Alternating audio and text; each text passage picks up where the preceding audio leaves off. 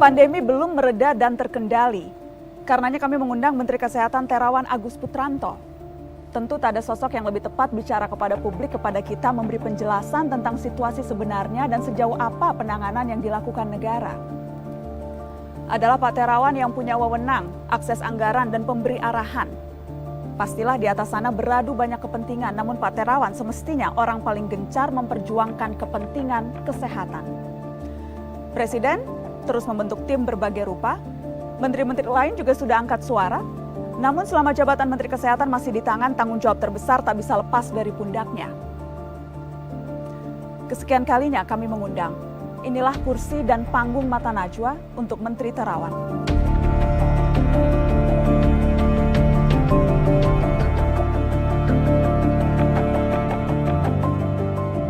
Mengapa menghilang, Pak? Anda minim sekali muncul di depan publik memberi penjelasan selama pandemi.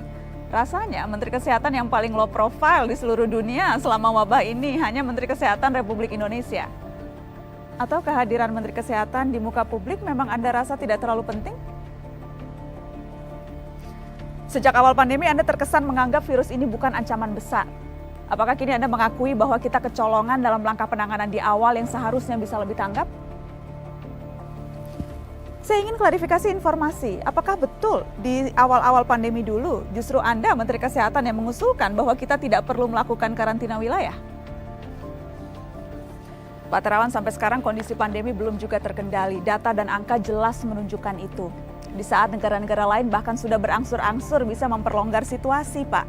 Kenapa kita tertinggal? Presiden Jokowi secara terbuka berulang kali menegur kinerja Anda di depan publik. Berangkat dari penilaian atasan Anda itu, saya akan beri kesempatan pada Anda untuk menjelaskan soal teguran itu satu persatu, Pak Menteri. Kenapa tes kita belum juga mencapai target? Kenapa resapan anggaran kementerian masih rendah? Kenapa berbagai peraturan dan birokrasi masih berbelit di Kementerian Kesehatan? Dan kenapa perlindungan tenaga kesehatan kita belum maksimal? Spesifik soal tenaga kesehatan, angka kematian nakes kita sangat tinggi dan masih terus naik.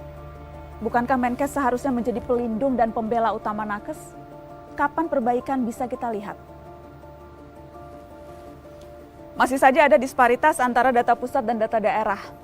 Padahal data saat pandemi sangat krusial untuk menentukan kebijakan. Mengapa sampai sekarang tidak juga beres? Bagaimana dengan data bahwa gedung Kemenkes menjadi klaster perkantoran terbesar di Jakarta? Kenapa tidak terbuka dan transparan lalu menutup kantor, Pak? Pak Terawan, ada banyak Menteri Kesehatan yang mundur karena penanganan COVID-19. Misalnya Menteri Kesehatan New Zealand, Ceko, Polandia, Brazil, Chile, Pakistan, Israel, Public Health Director-nya mundur, Kanada, Public Health Agency Presidennya mundur. Pertanyaan saya, Pak, apakah penanganan kita lebih baik dari negara-negara yang Menkesnya mundur itu?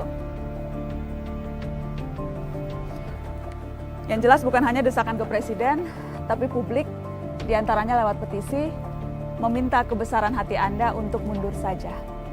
Siap mundur, Pak? Atau bagaimana Anda bisa meyakinkan publik bahwa memang masih layak menjalankan atau menduduki posisi yang berat ini? Pak Terawan, itu hanya sebagian dari pertanyaan yang bukan hanya datang dari saya, tapi juga kami kumpulkan dari publik untuk Anda, Menteri Kesehatan. Kami tahu tak akan ada yang bisa menyelesaikan persoalan pandemi ini sendirian. Tapi kami berharap Anda setidaknya bersedia untuk memberi gambaran. Menteri Kesehatan Terawan Agus Putranto, waktu dan tempat, dipersilahkan.